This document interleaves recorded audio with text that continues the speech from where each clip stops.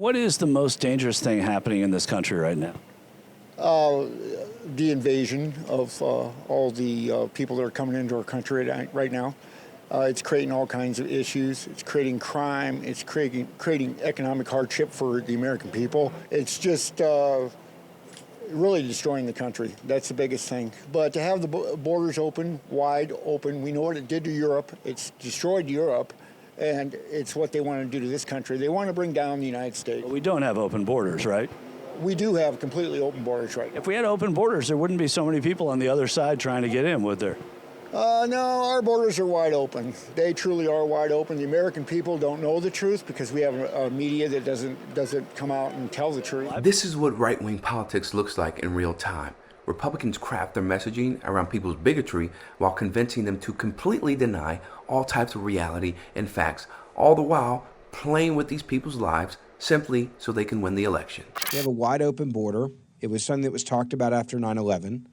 You have a border that could allow any terrorist to come across now.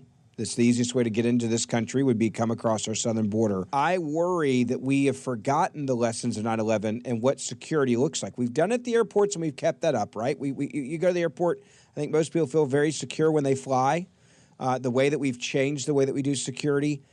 Yet we have this wide open southern border. When it comes to the southern border, you're right. We have a vulnerability on our southern border. Every month, people are coming across who are on the terror watch list. There's a lot of racist messaging linking terrorism and 9/11 to the southern border, where they want people to be, super paranoid about these individuals coming into the country and, there's going to be another 9/11 attack. That's basically the insinuation. Here are the facts, Ben and Ted. I'm sure you know them, but that's not going to support your narrative. The facts are: 1. Immigration arrests nearly doubled in 2022 compared to 2021 as border authorities apprehended more migrants and courts blocked efforts by U.S. President Joe Biden to more narrowly target detentions to focus on serious criminals. The U.S. late on Thursday ended pandemic-era restrictions at the U.S.-Mexico border that blocked many migrants from the right to claim asylum in the U.S., but immediately replaced the so-called Title 42 restrictions with sweeping new policies designed to deter or even physically prevent people from crossing the border without permission. And you got a really hard line from the Biden administration, Secretary of Homeland Security, saying the border is not open. And here's what's really concerning. As we look at the Title 42 rule, right, which is now expired, it allowed border officials to quickly return asylum seekers back over the border on grounds of preventing the spread of COVID-19. And while the rule prevented many from seeking asylum, it carried no legal consequences. But after Thursday, migrants face being barred from entering the U.S. for 5 years and possible criminal prosecution. Ben Ferguson and Ted Cruz were straight up lying, and they do that a lot.